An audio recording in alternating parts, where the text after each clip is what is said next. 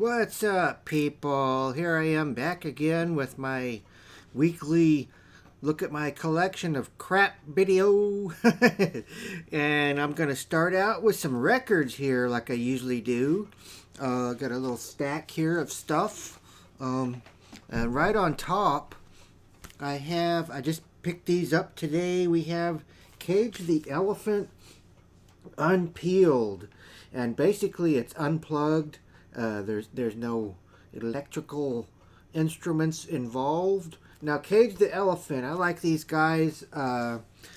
They appear to me to be a real band. They play their own instruments and things, and I really like their music. But it's hard to tell these days if a group is actually real anymore.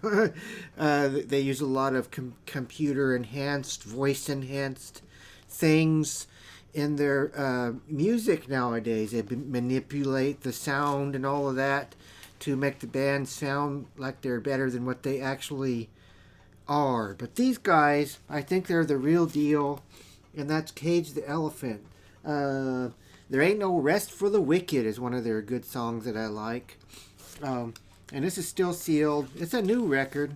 It just came out because, well, like it says on the sticker, 2017 Grammy Award winners. Over, you probably, I don't know if you can see that. Right there. And we're opening it right here. First time opening this sucker. It's a gatefold. And what's inside, people?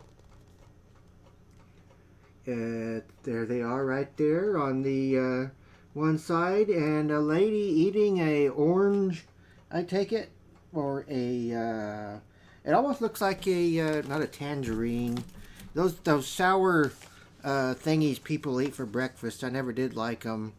They even made a pop out of it, a soda pop. Dang it! Oh, they're sour. They're about this big. And I just don't like them. But people eat them for breakfast and sprinkle sugar on them. Grapefruit, that's what it's called. One of the things I don't like. I can't tell if that's a grapefruit or an orange. But I'm looking forward to listening to Cage the Elephant Unpeeled. And next we have, again, I find some more James Brown. Everybody's doing the hustle and dead on the double bump. Disco dance. Dance, hustle, hustle, hustle. This is kind of a strange cover. I'm not sure if this is a like a knockoff or something. It says Polydor down at the bottom, and it has these songs on it. It came out in 1975. I don't know if he was trying to pick up on the disco craze in the 70s there, or if this is like one of those cheap albums that just came out where they kept just trying to recycle the music back in those days. And next we have Billie Holiday. Now this is a 4-record set, and I already have some Billie Holiday, but I thought this was pretty cool, and I wanted to pick it up. And it has a nice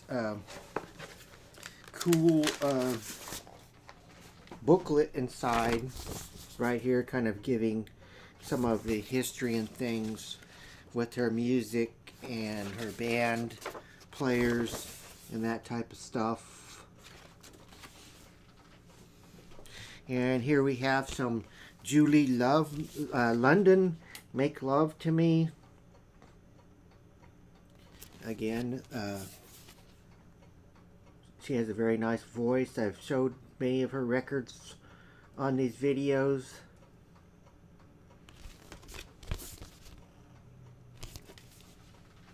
Next we have the soundtrack to Billy Jack. Now I already have this, but I seen this and I'm like, well, I'm going to get another one. Just because the corner's cut off here. I don't know.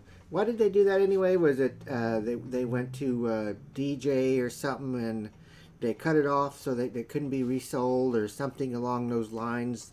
The same when they poke a hole through the record cover itself sometimes. If anybody knows quite possibly what that is. You can leave it in the comments if you want. Billy Jack, 110 Soldier, Tom Laughlin. I don't really think he was Native American. If he was, it was very little, and he was probably had a Cherokee grandma princess or something. And this was a pretty good movie back in the day. There's like 4 or 5 of these movies out that came out back then, and I don't really think he did anything more after these along movie lines, but I could be mistaken. Billy Jack. And next we have 3 poetry albums of Edgar Allan Poe. Basil Rathbone. He reads some Edgar Allan Poe here. These are all from a public school someplace that were... Basil Rathbone reads Edgar Allan Poe. Now that's a different cover, but it has different poems than what's on the one I just showed previously. And here we have part 3 of the Edgar Allan Poe. The Telltale Heart, The Bells, The Fall of the House of Usher, and The Haunted Palace. We're getting closer to Halloween, people. So I might start showing some scary stuff off and on. Until then, whether I will have a yearly Halloween contest, I don't know. Maybe. If anybody's interested in that again. And that's it in the records. And next I have a comic book here, a $2 comic I picked up, Men of War. About it's a World War II comic. For $2, I noticed it's August #1. And it says, introducing World War II's deadliest hero. His very existence is classified.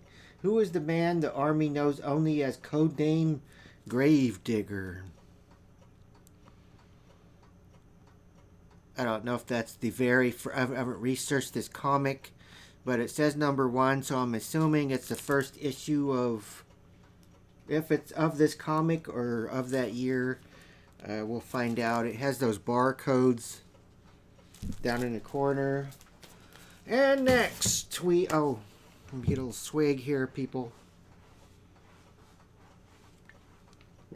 There's another bottle. You know, I just started doing this old bottle stuff. And this one is the 7... I don't know if you'll be able to read that on this crazy lighting. I need to get better camera and lighting. 7 Sutherland Sisters Hair Grower. Now this is probably 1900 or pre-1900, which is about 117, 18 years old bottle. And this was a hair tonic that came out then, apparently some more quackery advertising that you could grow your hair. And these were 7 sisters who had this very long hair, supposedly. And I'm going to show you a picture later. And they started out, their father took them around as a singing group.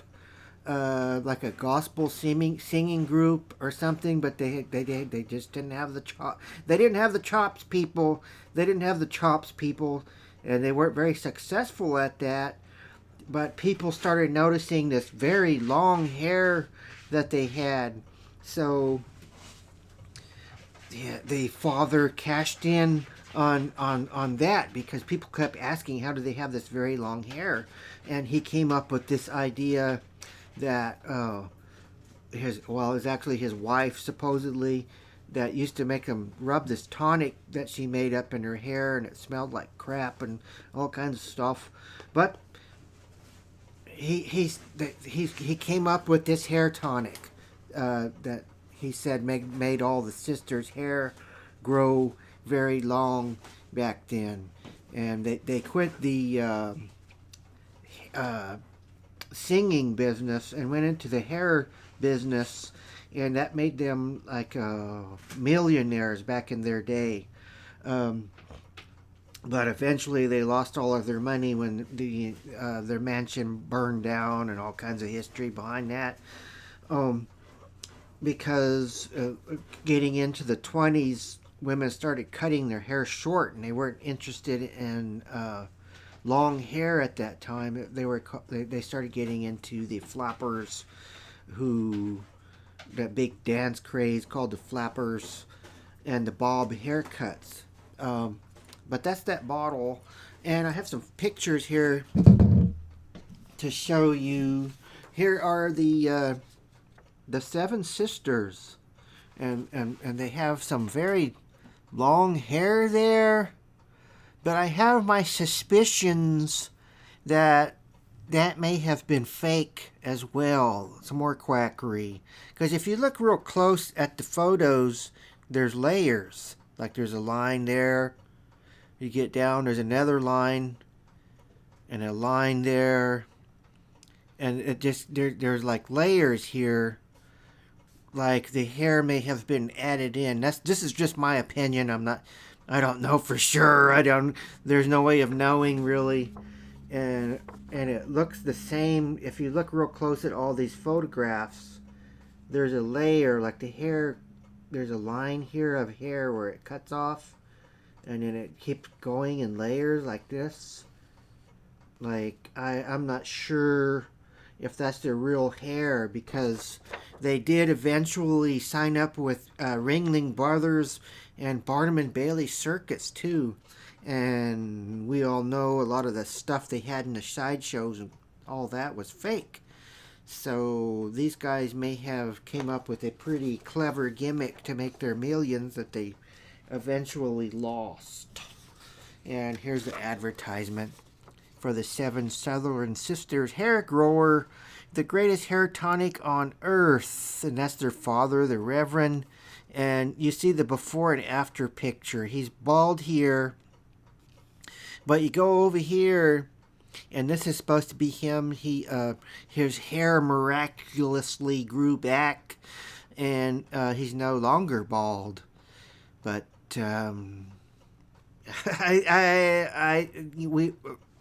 you can picture it in your own head that this probably was fake. Otherwise, this would be like the miracle substance right now, and guys wouldn't have to be going getting hair implants and that type of stuff. I'd go myself. I'd go buy me a bottle of that right now, people, because my hairline's also receding as I get older. It used to be like right in here, and it keeps going back and keeps going back, and now I'm just a big forehead dude. That's why I like to wear these hats in my videos. But on that line, I also did find a book today, or it was a magazine back then, but this is from 1902, and it's the Alkaloidal Clinic, Accuracy in Therapeutics with Clinical Applications, April 1902. One of the volumes of this.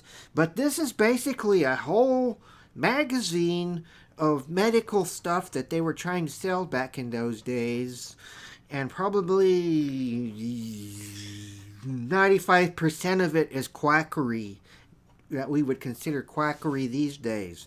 Now then, whether they knew it was quackery or not, they tried to sell. They were trying to make money and sell items just like anybody else, but maybe they thought it actually worked. Who knows? But people went for it, and basically every page in this has something that's quackery. No matter where you go, like this page here, it's some sort of machine that hydrothermal machine therapy thingy, and it was some kind of a towel. You stick your arm in there, or even your whole body. See, there's a real big one down there at the bottom, and it would heat up or something, and you're supposed to cure your joint aches and pains and things, but it ran on either gas or what's it say here? gasoline or alcohol burner to heat this thing up, and you're supposed to put your whole body in. It reminds me of a crematorium. You're supposed to put your whole body inside of there, or whatever body part you think aches. And it has a hot towel, or it's supposed to heat up a towel, and that's how you would be cured. And I don't need to explain too much about that. You get blowed up. And there we have retinol ointment for babies, which is supposed to cure your baby, keep your baby's skin nice and clear and whatnot. Here's a advertisement for artificial arms and legs at some place. Chlorospasoid Mueller Chemical Company. What was this chlorospasoid supposed to be for? The remedy par excellence for disorders of the stomach. Okay. Boy. Anyway, this is just a really cool magazine of all the type of stuff I started on these bottles. Cod liver oil compound. You know what I mean? Of these bottles that I started collecting. And it has a whole... No matter where you turn, like I said, here's some more stuff on the back there. Special sheets or something there you can buy to cure your whatever ails you, I guess. Dry hot air apparatus. Sounds like Dr. Frankenstein type stuff to me, but that's a cool magazine. It's kind of... The binding is coming loose, and I need to try to repair this some way before the pages start flying out. And that's my video for this week, and I hope you thought some of that was interesting. I tried to shorten it up a little bit, but that didn't work. Colin, over and out, and Weirdos Unite.